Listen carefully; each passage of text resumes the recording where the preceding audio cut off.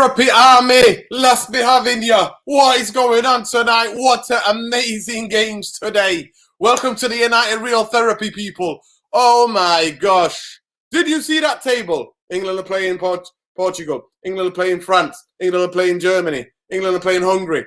What the hell was that about? But what a fantastic games.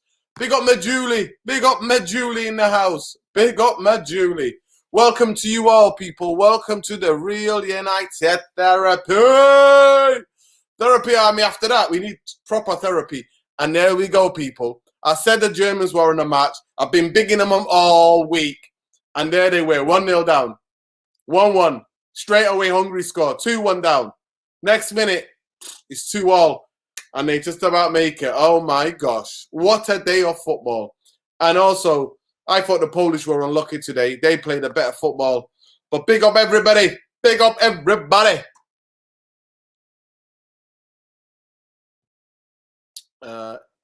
Thank you, Internet Against the World. My guy, Richard Arnold, can go to hell. But anyway, guys, let's get into this. Let's get into this. Big up, man. Big up.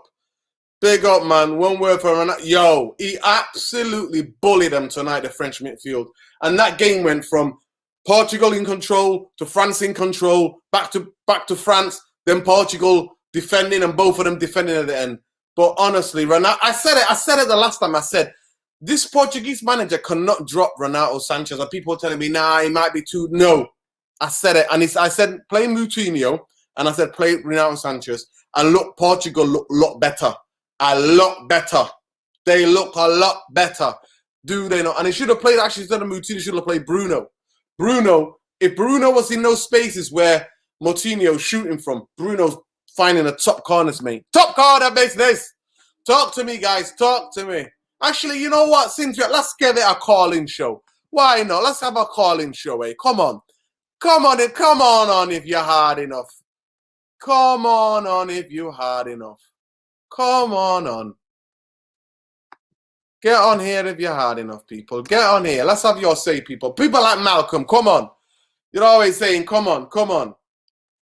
Yeah, man, big up. Ronaldo has equaled Ali Dali's all-time men's record in 199 international goals. What does that tell you? And you know who's going to surpass that. You know he's going to surpass that.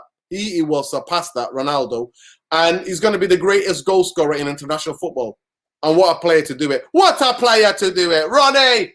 I thought that was a bit harsh. That Kunde, the handball, I thought it was a bit harsh. To be fair, all of the penalties were harsh. All of them were harsh.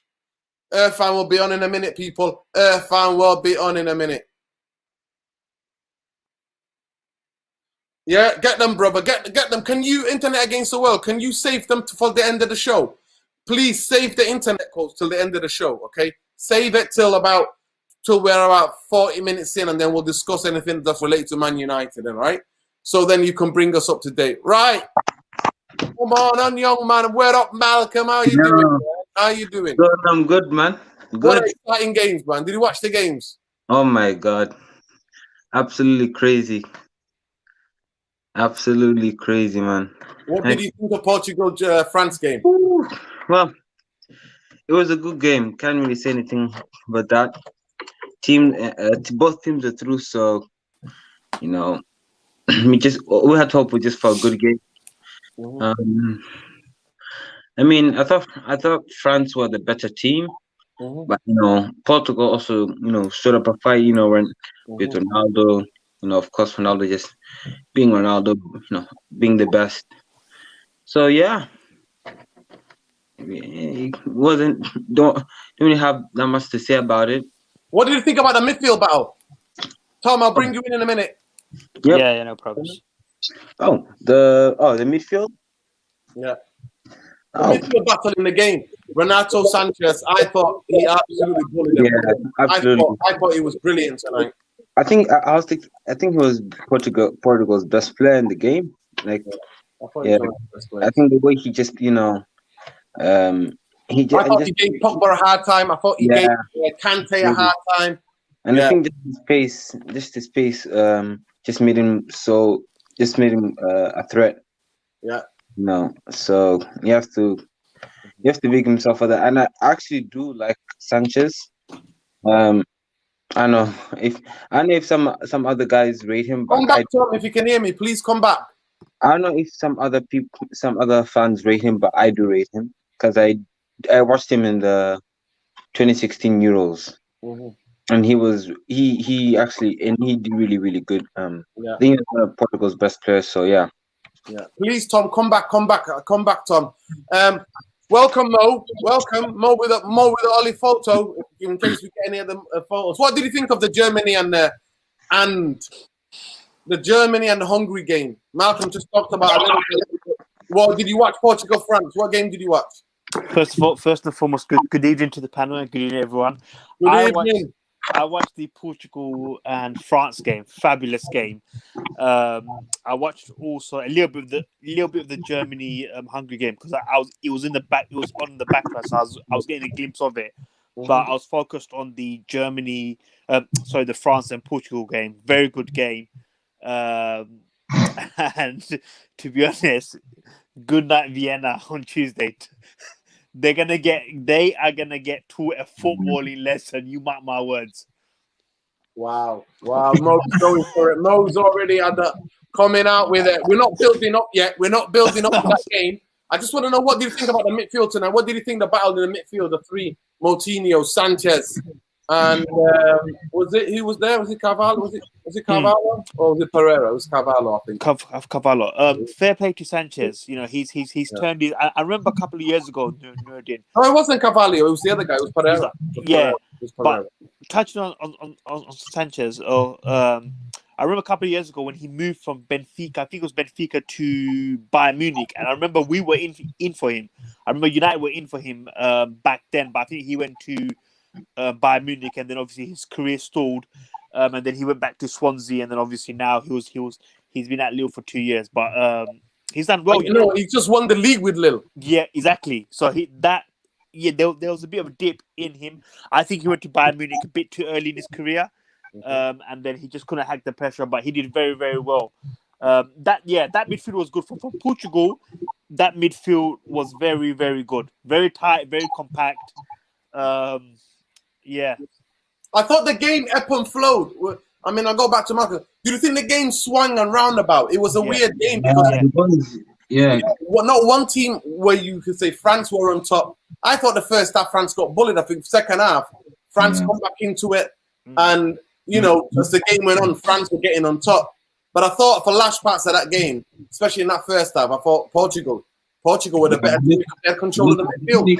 They came with a winning ambition because I feel like you know, they didn't wanna, you know, I think with what happened with what was happening with the German and Hungary game, they wanted to make sure that no matter the result, they wanted to come out with a win, and so I think the manager, you know, shoots things up a bit and started Bernardo Sanchez because I think with the first two games he wasn't starting, and so that's where I think Portugal struggled a little bit, you know, in attack. So Bernardo Sanchez to, you know, just control the midfield and try and get Ronaldo into those spaces. Yeah.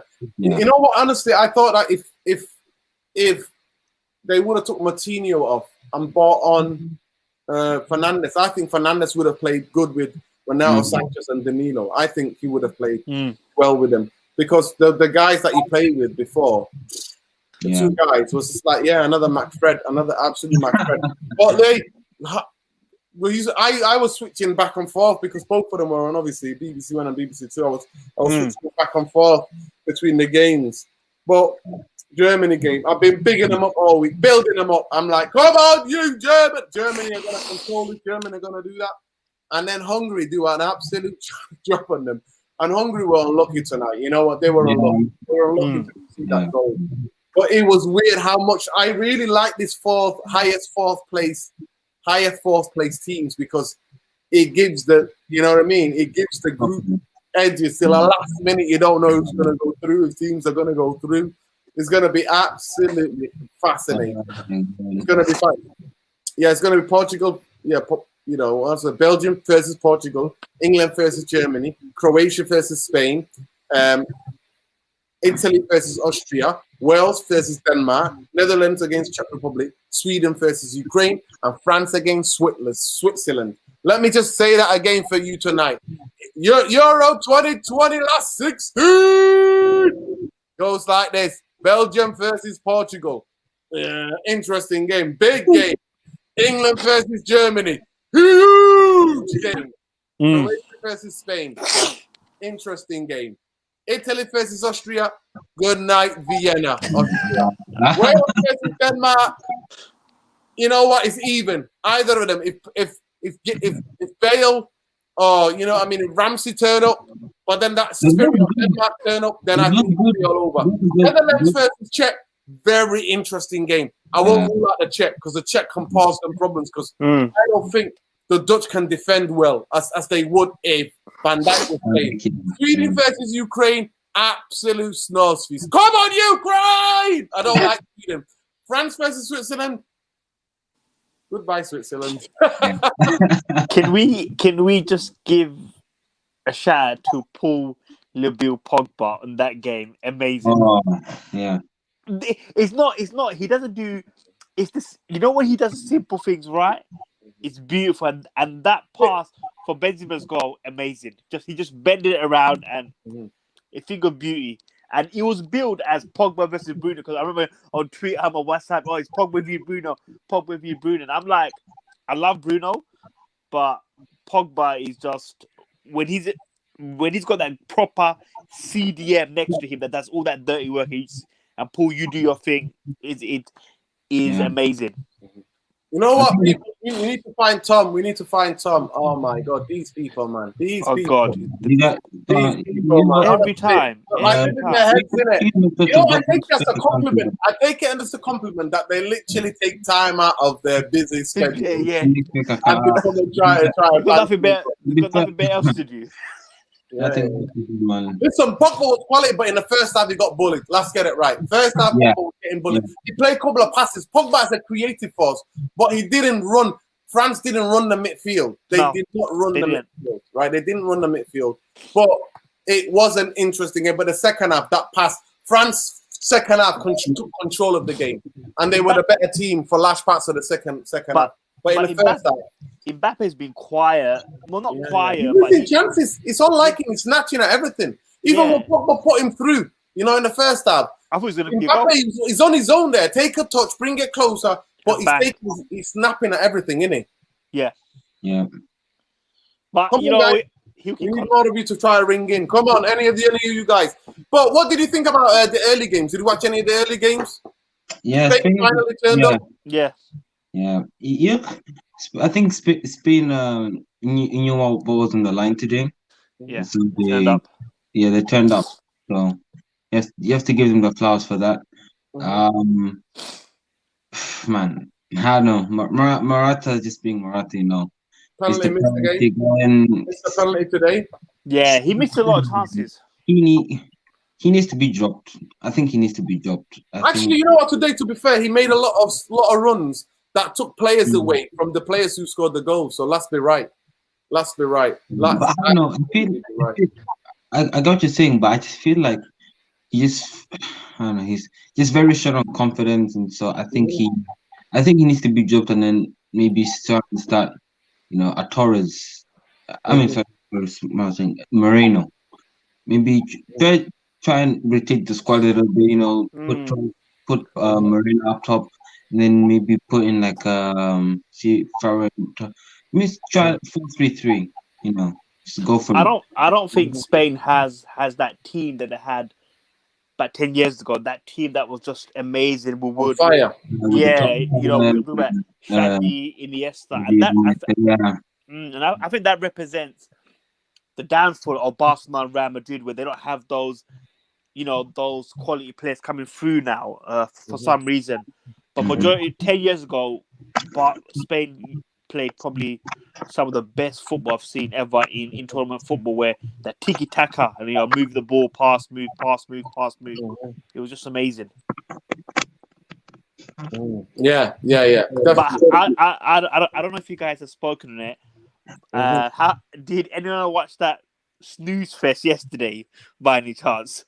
Yeah, we did. So first half England were good. Second half, Yeah. I, I said I watched the game. First half, yeah, they were okay.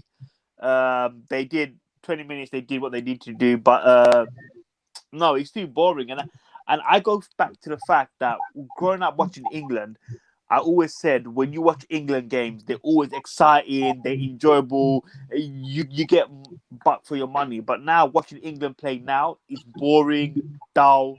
Uh, no passion, no attacking football. You sit there for 90 minutes, and yeah, it's the football is boring. yeah. Well, the second half. I think second half, the both teams, to be fair, were thinking, you know what, we're gonna just conserve energy. That's what it seemed like to me. The Czech Republic tried to get back in the game. England were like, you know what, we're through already. We'll win the group. That's it. We're gonna chill. We're not gonna try to risk going for it. But against Germany, there's no. No. Yeah, Nah. no to hide. Nowhere. Nice, yeah. This is it. This is it. These are the games that you know. I just want to answer this question from Internet Against the World. Did you rate Edgar David? Edgar David was one of the best midfielders of his generation. One of the best midfielders of his generation. Yeah. Edgar David was an absolute warrior. Let me tell you something about Edgar David. People went and tried to rob his house. Two of them. He beat them both up. Then called the police. That's Edgar David for you, yeah? Man. Those of you who do not know. But anyway, guys, I just want to pay a tribute tonight to, while we're on here, to the family of Dalian Atkinson. Dalian Atkinson is one of my heroes because he was a footballer that had absolute techers. He played in the early 90s. He played in the Premier League. He played for Aston Villa in the Premier League. And I posted one of the goals that he scored. One of the goals is a legendary goal. One of the goals, one of the best goals you'll ever see. Unfortunately, a couple of years ago, he was involved in an incident where he had a bad mental health breakdown and he was hallucinating. And he went around to his father's house. And some of his neighbors, I think, called the police because he had these like grand illusions. He wasn't well, amazing, mental health. They had a mental health breakdown. Police got called. The police tried to reason with him. They got into a confrontation with him. Next minute, they tasered him, and the policeman kicked him to death. He basically stamped on him and kicked him to death. And that policeman today got found guilty of manslaughter, which is an absolute disgrace. Let me say that again, guys. Absolute disgrace. Because that is murder. When somebody's unconscious on the floor, when you're stamping on their heads, when you are kicking their head like it's a football, that is murder. And it just shows you Black lives do not matter in this country or in parts of this world. Because if there was any justice, that guy would be going down for second-degree murder, at least second-degree murder. But it shows you he went down for a manslaughter. That wasn't an accident. Manslaughter charge is almost kind of like you made a mistake. Let's say that something wrong with the electricity. You're a manager I'm a manager in a shop, and the electricity wires have come out and I've not fixed it, and I forgot to go and get it fixed. And then my other colleague comes and touches near the wires, and then it gets electrocuted and dies. That is manslaughter. That's accidental, right? That's negligence and accidental. This guy was having a mental health breakdown, Dalian Atkinson, and that police officer murdered him, tasered him when he's on the floor like a coward, but kicked his head like he was a football and stamped on it. And you know what the policeman said?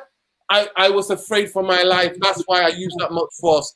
That's a classic example of every racist cop that's ever murdered an unarmed black or working class person in this country. It's here in America or throughout Europe. That is all what they all say. Because what they say, especially about black people, is that black people have got some supernatural strength and that we were so scared for our lives. That's why we had to kill them.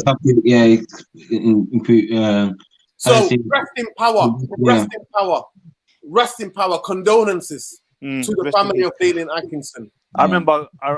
Just want to touch on that. I remember growing up in early 90s, and I remember the racist abuse. I remember when you used to have, we used to get racially abused, but by white youths. My dad used to get racially abused by them. You call the police, they come after 2 hours. They come after 2 hours when everything's happened, and then, they don't really care. You can tell they don't care. So I think the police brutality in this country has been going on for decades now, decades upon decades upon decades upon decades. And to be honest, I don't really trust the police in this country. I don't. No. We don't trust this. We don't trust. We don't trust the police. As an institution, I don't know what's in individual police person's hearts. I don't know that. None of us can know what's in their hearts, what's in their minds. But as an institution, the police in this country, like most of the institutions in this country, is institutionally racist. Yeah. It's institutionally racist. We've seen it when... And nobody ever tell you nothing. Nobody ever can tell you nothing, people. Every study, every investigation, every report comes up with a conclusion. Institutionally racist. We've seen it where, you can't speak out against certain things. If you speak out against certain things, certain countries, you get called this, you get called that. So you can't really speak about certain countries. You post something that they don't like on social media, all of a sudden you get boycotted, you get blacklisted. You can't, it's... Hold on right there. Hold that thought right there. Tom came on earlier and then he had to go. So Tom, welcome to the United Real Therapy. Please give us your views. How are you doing, first of all? And please give us your views about what game that you watched tonight. Yeah, I'm doing fine. I hope everyone else is doing all right now, and everyone in the chat and whatnot. I ended up watching the France game, but I kept flicking and switching through each match when everything was going on and whatnot. And I thought that the France game was controversial in some cases with some of the decisions. I mean, the handball legislation rules and the bloody penalty that France ended up getting, the first one with Benzema, and all that stuff. Everybody can have their opinion. In my book, I never classify something like that as a penalty. You've basically been brushed aside.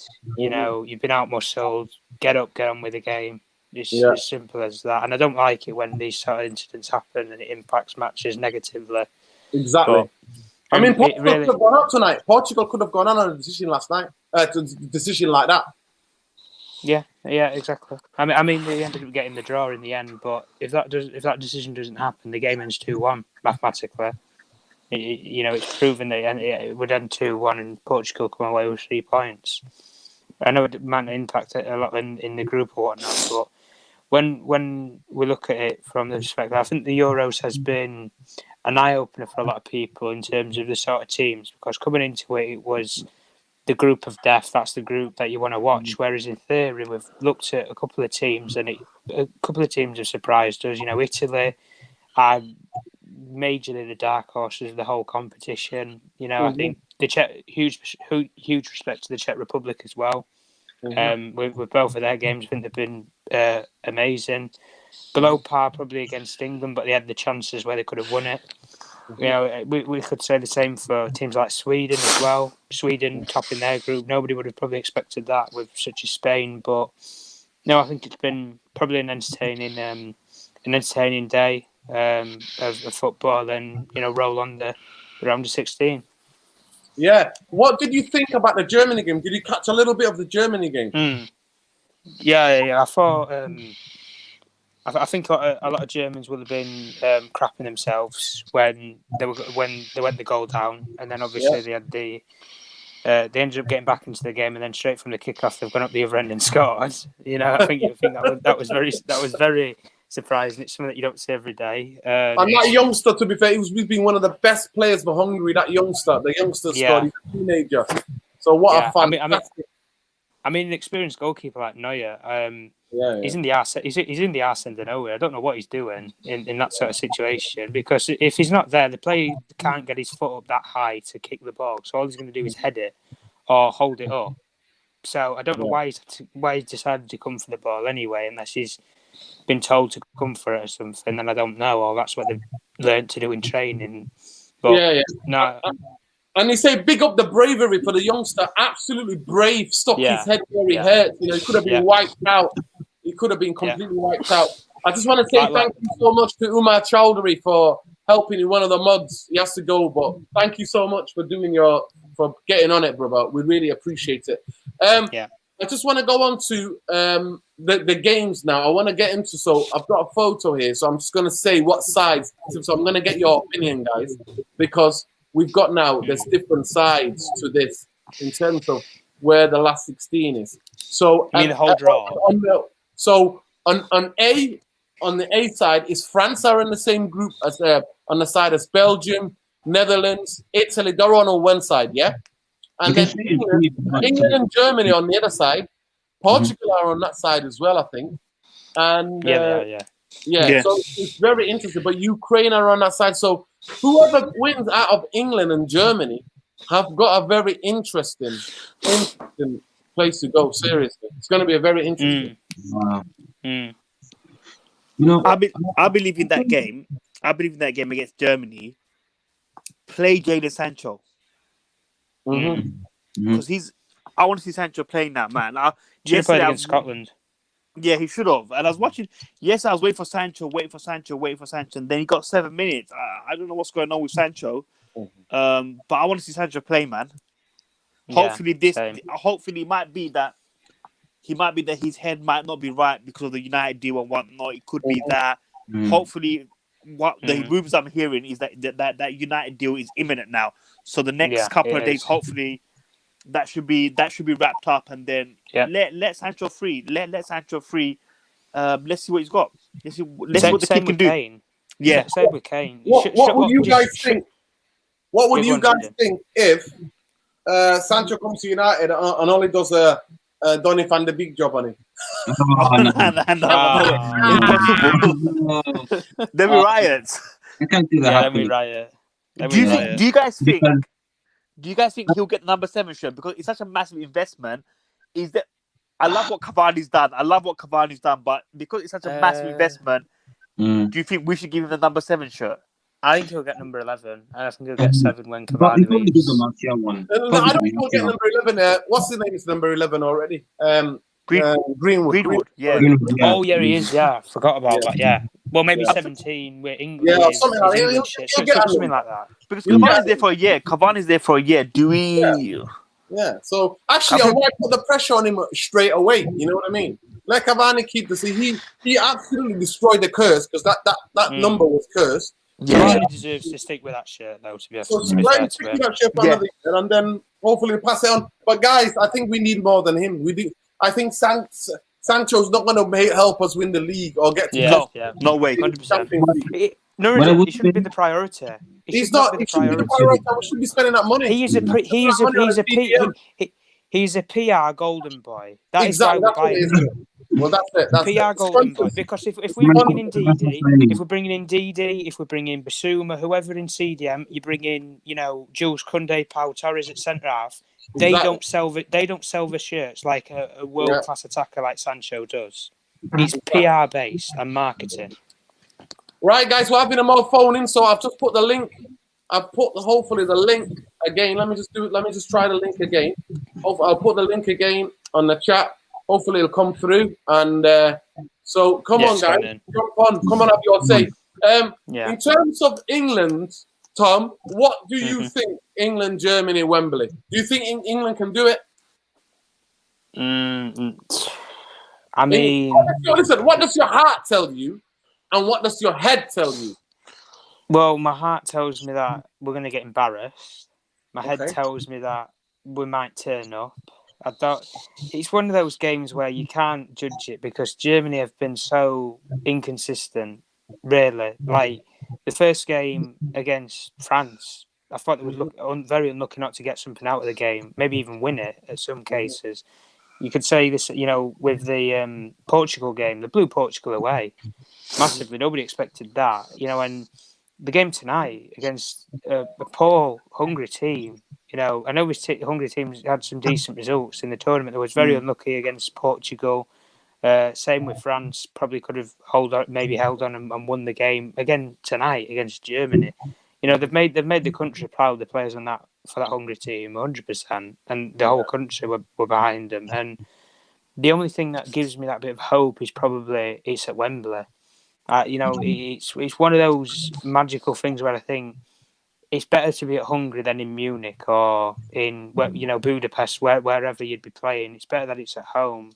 I mean, it all depends on, for me, personnel wise, and I don't necessarily think formation wise, because I think Germany, you can Do you get at think we them have to playing match any them? formation. Do you think we have to match them because they play 5 at the back? Do you think England have to go? Because if we play 4 at the back, they're gonna get hell out of space and they're gonna put balls in that box. This is the thing, and we don't have quick defenders in Stones or Maguire. I think James plays.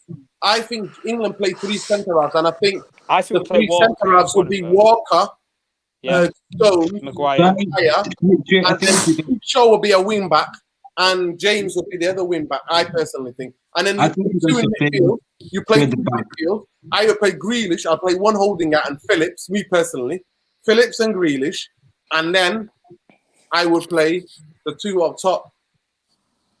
Yeah, I agree. I agree. Kane and Sterling to start with, and then make the changes. I think through the back will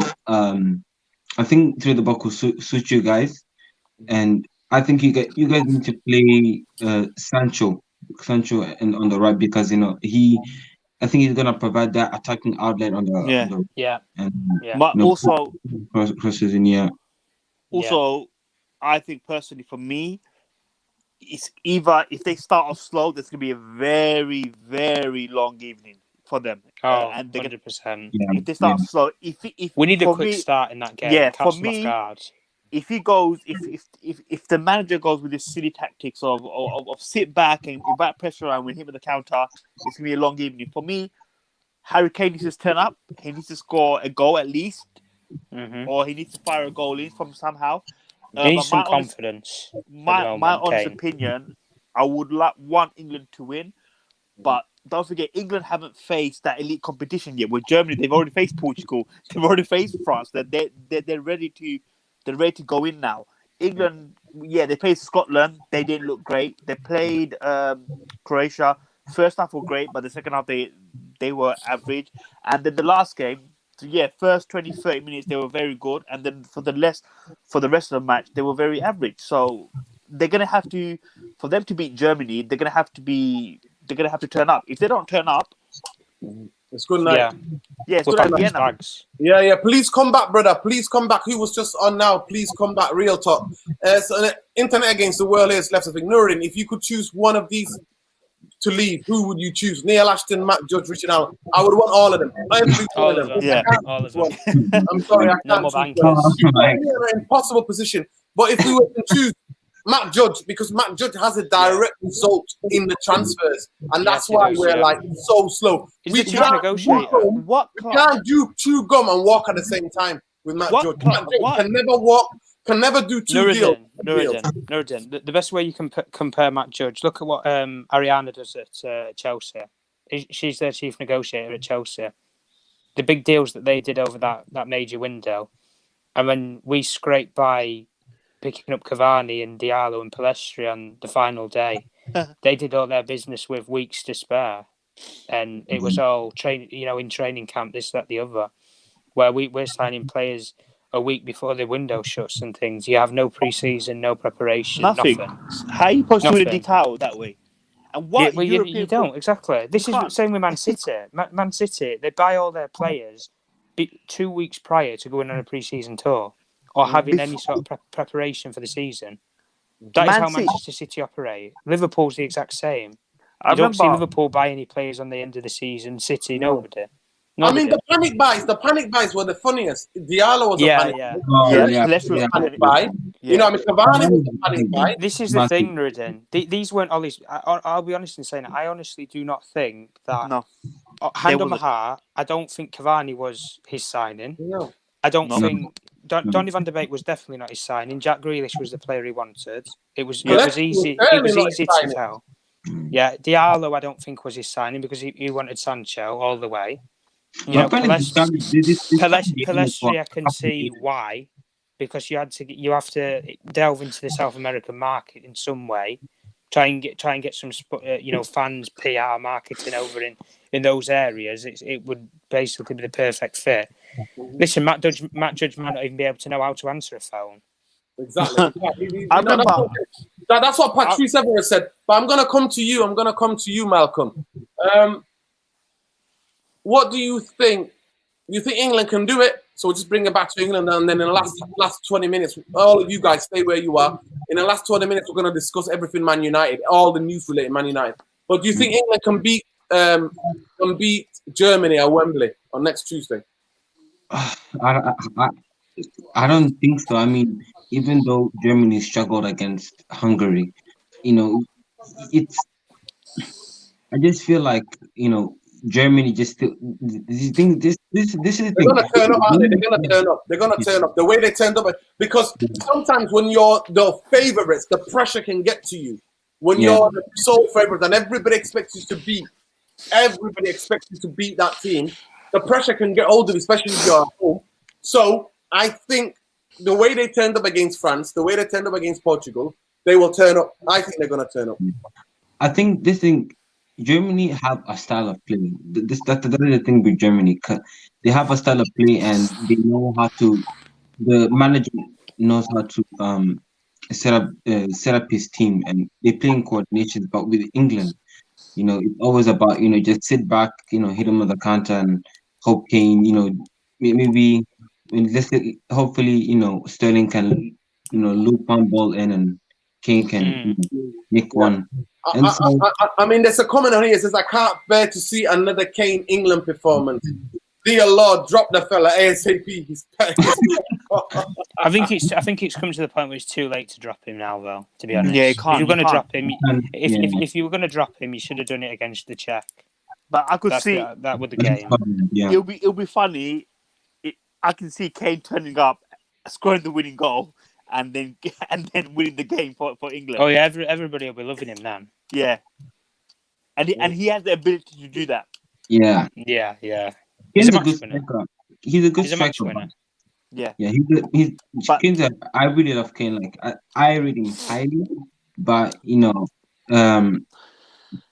I think with Southgate, he should have I wouldn't say he should start with Calvert Lewin against Germany, because I still feel like Kane is a big match striker, and you need him in those games. If you in terms of physicality and bullying into defense, so I'll say just start with Kane and put Sancho on the right. Okay, so you start with Sancho Kane. You think England play 5 at the back, right? I'm gonna come to you, Mo. Then I'm gonna go to Irfan. Mo, what do you think that England should match the formation with 5 at the back? You know what? I would not change it. I would whatever they've been doing, just stick with that. There's no point of matching them at 5 at the back this early. This big game and trying. If you leave Kimmich and their 2 fullbacks free, their 2 wing backs free on their own, you're asking for trouble. Look what they did to Portugal. No, I get that. I understand that.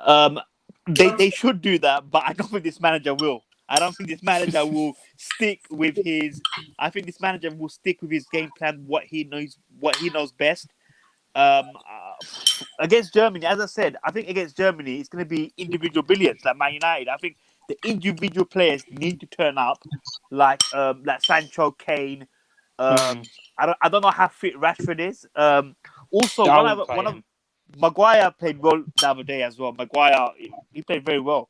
He came back. The confidence was there, and that shows on a Man United perspective. If he has a good partner next to him, there is a good player in there. But I think with England, individual brilliance. I think they need their individual players to turn up and win the game for them. I don't see them as a team beating Germany.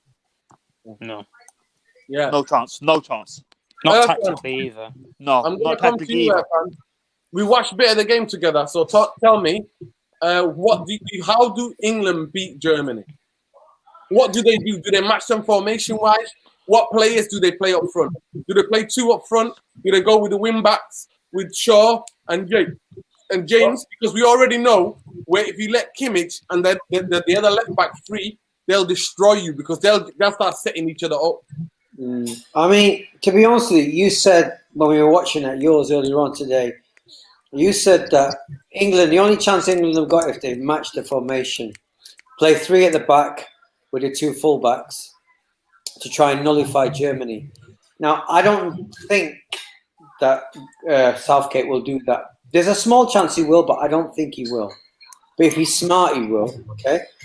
The other problem he's got is that, as I said this to you before, is that England haven't played anybody decent yet, whereas Germany's been in the group of death. They've had to play pressure games from the get-go, and let's be honest. Yeah, let's be honest. They're still rusty.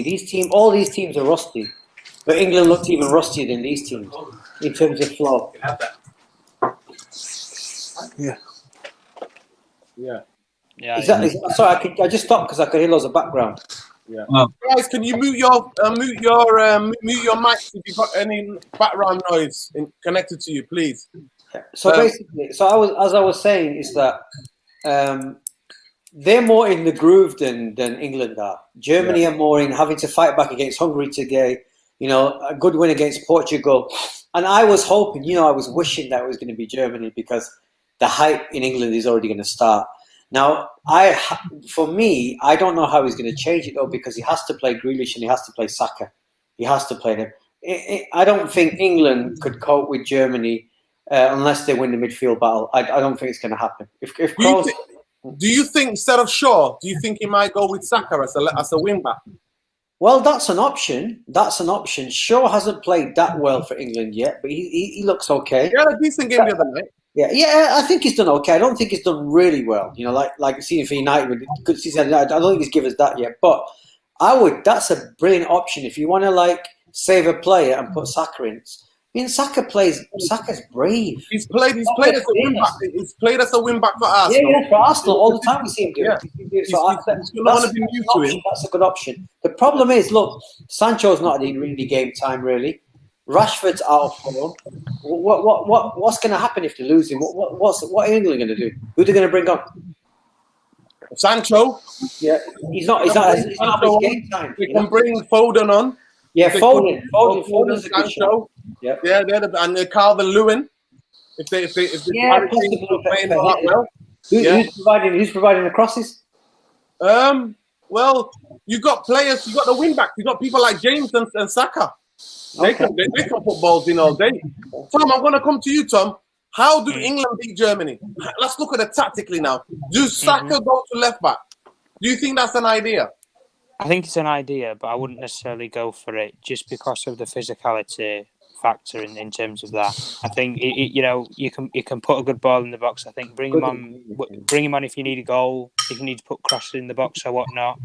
If you want to play it like that, then final 20 minutes or so, bring both Calvert-Lewin and Saka on, put some crosses in for Calvert-Lewin and Kane, see if one of them can get on the end of it, etc. Advance into extra time or whatnot if need be. But I think the way that we beat Germany is you're not going to beat the Germans in the middle of the park. Nobody, Italy have an amazing midfield, but I think they would struggle to beat Germany in the middle of the park. The way you beat Germany is you beat them out wide and you play them at their own game in terms of utilise your wide plays, utilise your wing backs. They do it with Kimmich. To find a space between the centre halves and the forwards. Yeah, 100%. You do it that, or you play the versatile lateral ball over the top, and you have a runner. Yeah. Simple. Maguire did it where he played the ball through the middle. Right, instead of playing the ball through the middle, play it out wide to such as Sancho or Sterling, whoever's on the wings, Rashford, whoever. Because if they get a yard in front of a defender, you ain't catching them. It's as simple as that. I don't care. I think Usain Bolt or whoever. Yeah, you're not catching them. Of course, you're not catching them. It's going to be very interesting. I think England are going to soak up pressure. I think England might go 4-2-1-3. I think that England might go with the formation that they've been playing. But I think if England wanted to go and give them a proper game, I think they would have to match them with the wing backs. But then that means you want to have Saka and maybe bring in Saka, Sancho, these guys on. Change it might be good because I don't think that the first 11 are going to, for either team, are going to do anything to change this game. I think the bench, people are going to have to go to the bench to try to win this game. And do not be shocked if it goes to penalties, extra time and penalties. Do not be shocked, people. I've said it here. You've heard me. We'll lose. We'll lose. Yeah, well, if you go to penalties, it's good night, innit? It's good night. Talking, nice, good night. That's what that is. If it goes to penalty. But anyway, guys. So obviously, there's been. I've seen. I know a lot of you guys have seen on Twitter. I made a promise to the people, the viewers on this channel, that I won't get giddy about any Man United transfers because I absolutely do not trust this structure that we have, these bankers that control this club. So I said I will never get giddy.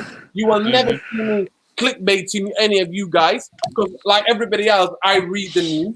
Even though when some big channels are telling you, I know this guy, my guy, and this guy, oh, they ain't no guy. Forget all that. Yeah. Stop all that hype. It's all BS. Until the guy's holding the shirt, ain't nobody knowing unless Romano comes out and said, there you go. And we've seen it already this other day. Romano has got 5 things wrong. 5 Spurs managers wrong. He was like, here we go. They've sent him on a Ferris wheel. That's Happening. why. They've sent him on a Ferris wheel. Exactly. So until you are somebody who's related to the player, I know for a fact that I know people in Manchester who know Sancho, and I've said to me years ago, Sancho wants to come back to England, and preferably he will like to come back to England. He will like to come back to Manchester, whether it's City or United, right? Yes. That is well known in Manchester, right? Majority of people who know people who Sancho used to hang out with when he spent 2-3 years here as a youth player know that, right? But ain't nobody knows this, know that, none of that, this percentage, this old my guy. No, stop that BS. Right. I'm saying that. How many of you in here think that we need Sancho? Sancho is a priority. No. No. Go ahead. Mo. CDM for me. What I would CDM. say is that. Oh, you can. Can I continue? Yeah. Go ahead. Yeah. What I would say is that, like, of course, like, yes, we do need Sancho, but he's not the only person that we need. Like, if you get Sancho, he will fill that void on the right hand side, because I feel like James isn't, like, he has pace, but pace doesn't impress me. You need someone that, can, someone very technical, but very skillful. We need a skillful winger. So I think that's something that Sancho can do for us. But as I said again, like, you need more than just Sancho. We need a CDM, we need a centre back, and yeah, I don't want to say too much about the right back and left back, but CDM and centre back is the two main priorities. Yeah, Besides, 100%. getting Sancho over the line. Yeah. So Mo. Sorry, Mo. No, with the Sancho deal, Sancho is a great player that we need. We definitely need a right winger. We need someone.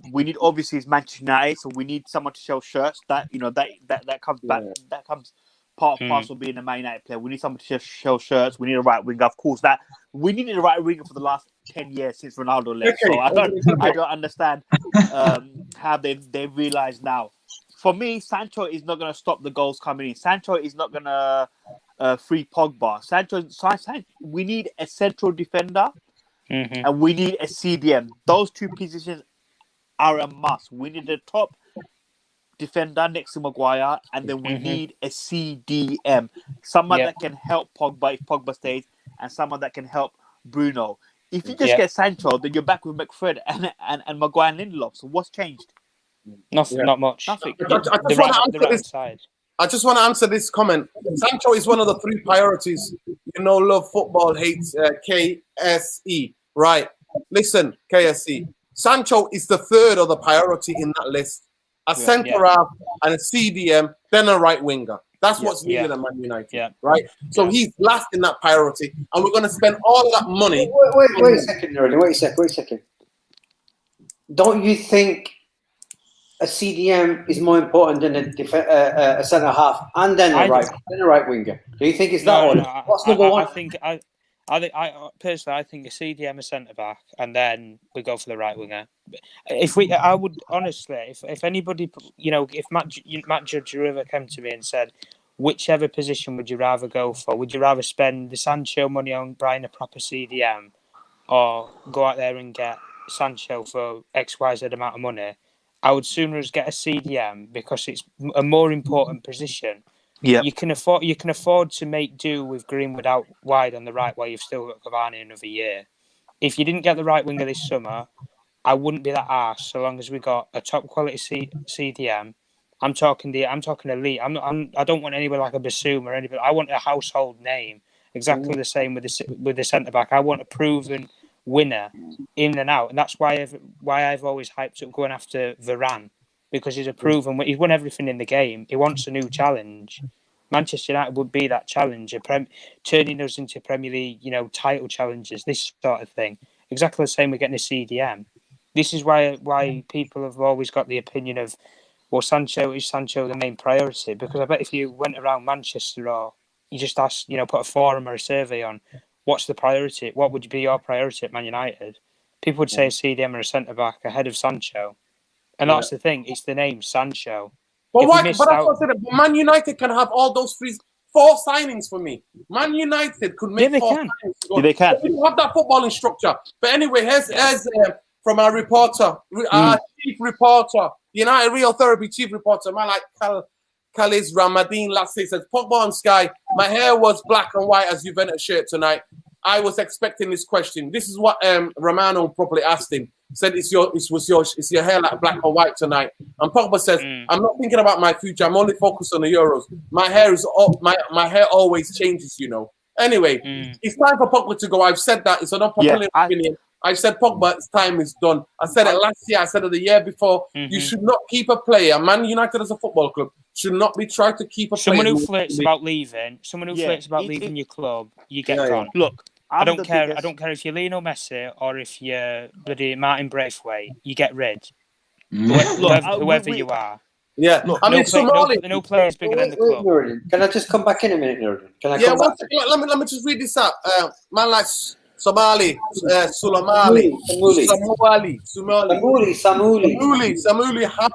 Hapanon. Hopefully, I've got the second name right. Hapanon. Right. Yeah, I think backup right back is higher on the priority list than a right winger. Maybe because you know what, Wan-Bissaka has been injured most of the season, so you could say that. He's been injured most of the season. So he's been playing most of the season, and we do need it. But Delo came on tonight and he looked all right, even though it's the last 10 minutes, and he's been playing well for Milan. So maybe we've already got one there. So, but go on, Irfan. Yeah, I was going to say, so everyone, all the hardcore Man United keep talking about centre midfield. A proper centre midfield, like a Declan Rice or a Kessie or somebody like that. They keep talking about these players, and they keep talking about a central defender, a Varane, a Koundé, a Pau Torres, whatever. They keep talking about it. But let me just throw a cat amongst the pigeons here and say, look, if we're still conceding lots of goals next year, let's just say we're still conceding. Let's just say it's still a weakness. But what if we're scoring more with Sancho? What if we become offensively You mean outscore teams in a way? What happens if we still score? I'm just playing. We've scored a lot of goals, we've scored a lot of goals this season still, and we conceded 28 goals. What if we score even more? No, I'm sorry, I'm not buying that. No, I'm going to help you defend. I'm putting our defense. You can score all the goals you want, but you will lose games because you will concede a lot more. There's no way Sancho's going to stop from us conceding goals. Yeah, even with 1-0 up in every game next season, home and away. No, it's like the coin the phrase. Goals win your matches. Clean sheets or defenses, whatever. When you league titles, it's as simple as that. Coin the phrase. You got to understand, Irfan.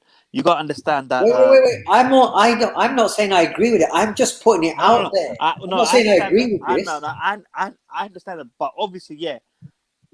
But if you go next year with the reason why we want a central defender and a CDM is because we've seen this year it's gonna be chaos.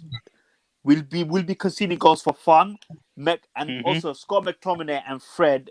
If you go into Champions League games with Maguire, Lindelof, and McFred, then to be honest, it's gonna be.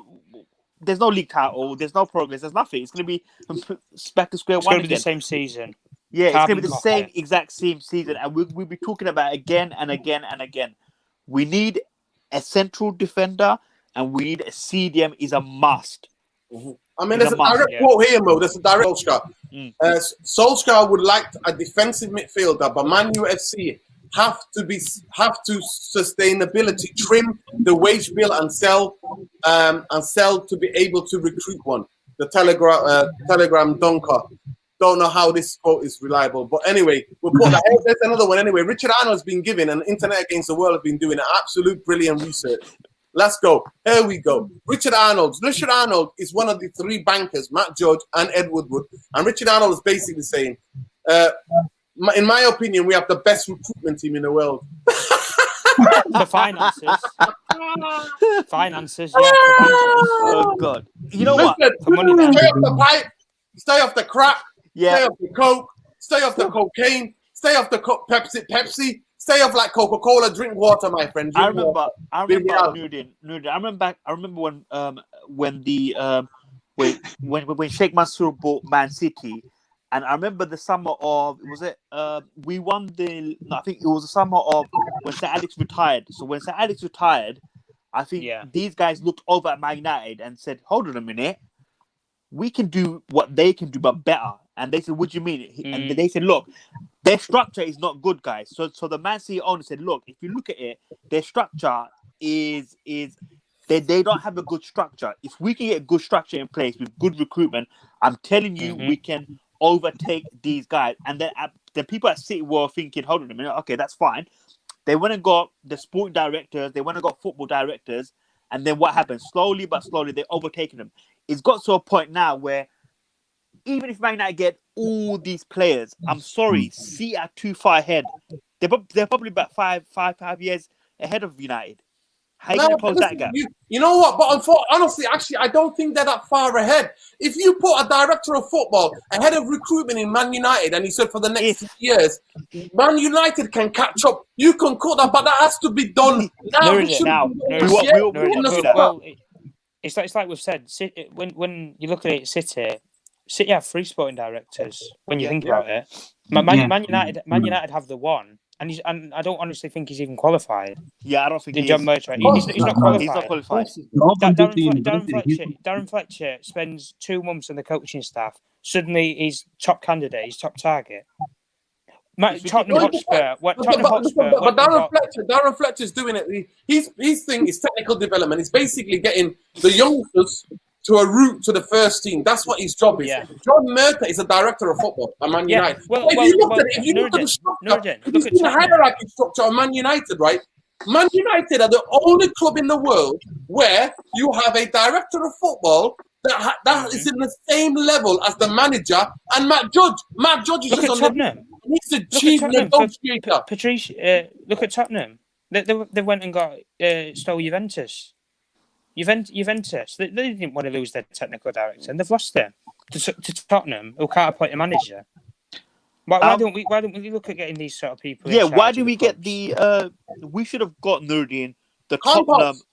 Yeah, we should have got Spurs. Yeah, listen, that Juventus guy failed. Juventus wanted to get rid of him, to be fair, and also Allegri was coming in, and another director of football has already been put in place at Juventus that works better with that manager, right? But Man United can go and get Paul Mitchell, Mochi, and they can go and get Campos, the guy who's at Lille. He's now apparently going to Real Madrid. Man United, these guys, but they don't want to. They don't want to. They want John Murtha, who's been there since David Moyes got there the past 8 years. What is he doing that qualifies him for this job? Job for the boys. Yeah, internal appointments. The word is cronyism. Cronyism. That's the word. Yeah. I've always said. My philosophy has always been, all roads lead back to one man, and that's Ed Woodward. I don't care what anyone says. Ed Woodward has been the fundamental part of this football club for 8 to 9 years. I get it. There's been a lot of problems at Man United, but I'm sorry, all roads lead back to him. It's him. He's the main problem that's destroyed this club. It's him, though, bro. It's him. Don't forget, he's 2 of the brothers from Bristol University. Yeah, as well. Come on, he's got them in. The main guy. Woodward's been the main guy. Let's be honest. He's right. Yeah. Woodward's been the main guy. He has to be one main guy. They're his people. These Richard Arnold, these guys, they're all his. They're all his people. Yeah. But this is the thing, though. Who's paying their salaries? Who is paying these people's salaries? The Glazers. Glazers. Thank They're you. the biggest problem. They're the biggest problem. They're the main. They're where all this stems But from. you know They're what? where people like Ed Woodward stems from. If I Where Richard Arnold stems from. if Where I Judge was- stems No, from. no. They go hand in hand. Remember, they got Woodward helped them buy the club. It was Woodward Yeah. that started the finance. Hostile takeover. It was hostile takeover. Yeah. Hostile That's It why. was. So that was the what we call a Latin don't phrase, the quid pro quo. You do How- something for me, I do something for you. Also, He one got other thing. the club for them. The reward was like, okay, you're the boss of Man United. That's just how it's been. It hasn't Also- changed since that point. How Yeah. and also one other question. How is it the most famous and biggest club in this country was allowed to be bought on debt? It's unbelievable. How did they let that? How Labour, did new Labour, mate. New Labour. That was disgusting. Deregulation of the market. This is one of the biggest clubs in the world. This is England. Well, this is the United Kingdom's crown jewel of sporting clubs. You know, every club. You know, Spain had Real Madrid, Barcelona. This is our crown jewel. How can this club? Everyone knows Man United around the world. It's got the biggest fan base in the Liverpool world. were the same, to be fair, with Gillette and Hicks. Liverpool were the same. They were bought on debt. Same. Yeah. How is that allowed to happen? Can I just say something? Yeah. This thing, I think how it happened is that I think when the Glazers bought us in, was it 2005? 2005, that's when they bought us, right? Yeah. 2005, yeah. Mhm. I think when they bought us, yeah, I think when they bought us in 2005, they waited until we lost players like Giggs, Scholes, Rooney, all these other legends, yeah, Ronaldo, and then I think that's when they started to, I think that's when they started to kick in that ownership, and I think that's when they started to tell the fans that we're here now, we're the owners now, we're gonna own you now, and so I think that's when the problem started to show in, because even when the Glazers were there, we were still dominating. But that was Ferguson. We saw Ronaldo for 90 for 80 million with Malcolm. And we replaced him with Obertan, Michael Owen, and Tony Valencia. Yeah. So I think that's when the Glazers, when Ferguson was still there, I think the Glazers wanted to wait until Ferguson was gone, then so that they can get in those. You should not. But Malcolm, let me remind people as well. We're going to end the show in a minute, guys. But let me remind people: you can never have the manager who's been there for 25 years and the CEO of that club, both of them retire at the same time. You do not allow that if you're a big organization. You don't. And then that's where Ed Woodward became the CEO. That's when he took complete control, where three bankers who know nothing about football, every one of you in the comments know more about Man United and football than those three bankers took control of it. My honest opinion, and before we end the show, my honest opinion, this chaos will only finish is when those parasites sell the club. Until they don't sell the club, this club will never ever be fixed in our lifetimes. Our best bet, never. Honestly, our best. I'm telling you now, the Saudi Arabia, the Saudi Prince Mohammed bin Salman, he wants to buy into the British market. He wants a football club. He doesn't want a franchise. Sport washing. You call it sport washing. He wants a football club based solely on the fact he wants a war with the Arab Emirates. He wants a bidding war. He wants a financial war against the Arab Emirates. And Manchester United's best bet is Saudi Arabia. That's the only offer that I think is really on the table. But the problem with that, Tom, is he does want to buy the club, but the FA have stepped in and they're not letting them buy the club. There's a lot of politics to that, so it's going to be very difficult for us to get. This is the thing; they didn't let them buy Newcastle. There was Saudi backers that wanted to buy Newcastle, but this was before financial. But I think they want United. But listen, me personally, I would never go to the stadium if he buys Man United, because purely it's not about them warring, Tom, with Dubai. I'll send you a link if you hit me on Twitter and you can read about it. It's about sports washing, the human rights abuse, and what the chaos that's going on in the Middle East. One of the worst human rights abuses in the world. One of the worst, if not the worst. They still chop people's heads off. Yeah, and they chop people's hands off, and they did the mistreatment and what they're doing in Syria, what they're doing in Iraq. Now, just think if you're on a PR level. Do And you what they're really doing in want one Yemen. of the greatest football clubs in the world to be owned by these what are called medieval head choppers? Do you really want that? Listen. No one in England, even the neutrals, won't stand for that. They just wouldn't. But you know, with them, they're probably by Mbappe. So here you go, he's Mbappe for you guys. Well, and the fans will be happier. There you go. There you go. Money talk. Listen, Money the bottom talk. line is the Glazers are going nowhere at the moment. Let's be honest, they're going nowhere. I personally think if they cut, I personally think if the Saudis, I think the only people are going to buy United are going to be the Saudis. I just see that deal happening eventually. And I think if Saudis come and say, "Look, here's £4 billion, just take it." They won't sell it for 4. I think they want 6. They won't sell it for 6 apparently. 6. $6 billion. At the end of the day, it's not about transfers. The green and gold was never about transfers. No. From 2000, we were protesting. This is when we were going back-to-back Premier League titles, going back-to-back Champions League finals. We were not Protesting still. We were protesting still. People forget that. It wasn't about it. And even prior to Fergie leaving, when he saw Ronaldo, they said, Fergie's famous quote was, "We cannot." Fergie's famous quote is, "We cannot. There's no value in the market. We can't sign players." There isn't. And that to me, and they made Fergie the highest paid player. And me and Irfan will do a show where Irfan will say his piece about Fergie, the legendary that Fergie was, but also he towards the end of his time at Man United. I do put some blame on him. And also a curse. I put some blame on Alex Ferguson. I do put some in all of this. And nobody wants to hear it. Still waiting, Leo. Let me answer this question, Irfan. What happened to the 51 state fans who are supposed to buy them? Well, we're still waiting because the Glazers only said that because there's a government are doing now doing a review on. Yeah, they're doing financial regulations, aren't they, on the football clubs? They're basically doing a review to see if they can build a body to regulate football. To have an independent body that regulates football, And that's why all these clubs are like, "Oh, well, our fans on the board. Well, I will do this, we'll do that." That's why they're all saying it. But guys, please, I want you to smash a like on this video. This has been a brilliant night of football, brilliant day of football. And now we know the last 16 of the Euros, the last 16 teams. We already know, guys. We already know. So I'm just going to quickly just read it out, what the games are and what time they are. So Friday, we got no, not Friday. The last 16. Let's go back to the last 16. So can somebody tell me? So here we go. We've got Wales against Denmark on Saturday. And then that's at 5 o'clock. Then we have Italy against Austria at 8 o'clock. So that's Saturday. On Sunday, we've got Czech Republic against Netherlands at 5 o'clock. And at 8 o'clock, we've got Belgium, Portugal. That's a big game. And then we've got Spain, Croatia on Monday at 5 o'clock. And at 8 o'clock, so we've got France against Switzerland.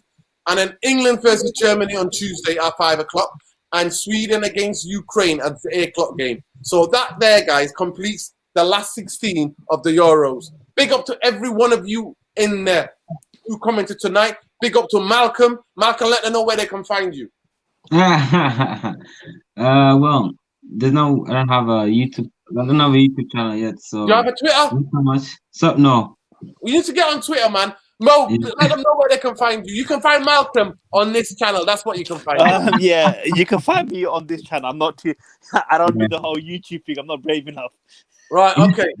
Irfan, you can find him at Irfan Rainey on Twitter, on Instagram. Tom, you're a journalist, right? Tom, journalist one on Twitter, right? Yeah. Tom, Tom journalist at one, That's what I'm talking about. Guys, thank you so much. Please smash a like, all of you. Thank you for another great therapy session. Big up to every one of you who tune in every other night we do the show. And thank you to every one of the people who came on and had their say. But peace, love, light. Big up, guys. Sancho, you can buy all the players you want. Glazers out. Not anymore. Don't buy merch. Don't buy the new kit. Boycott the club. Glazers. Green and gold. Green and gold all the way. You see that what I'm wearing tonight. You see what I'm wearing tonight, people. I've got the gold on. Anyway, free Palestine, people. That's all we're going with. All right. And condolences to the people of the families of Damian Atkinson. Absolutely. No peace. No justice, no peace. That was a travesty. That was a travesty. What the verdict was horrible. Manslaughter. That man murdered him. What's his Murdered name him. again? What's his name again? What's his name again? Damien Damien Atkinson. Atkinson. Damien Go Atkinson. onto my Twitter. You need to set up a Twitter. I posted a He video. was one hell of a footballer. Best He was goals one hell in of the a Premier footballer. League history. Brilliant striker. Brilliant. Amazing footballer. Yeah. Amazing. Yeah. Right. Peace, guys. Big up to Take everyone. Big up to all the Peace mob. out. Big up to Internet Against the World. Big up Callis. Big up Julie. Big up to every one of you. Neil Lisso. Big up to every one of you. SM. Big up to You're Not Love Football Hates KSC. Big up to every one of you tonight. Love, love, love, love. Take care. We'll catch Take care. you. Bye. Bye. Peace out. Peace out.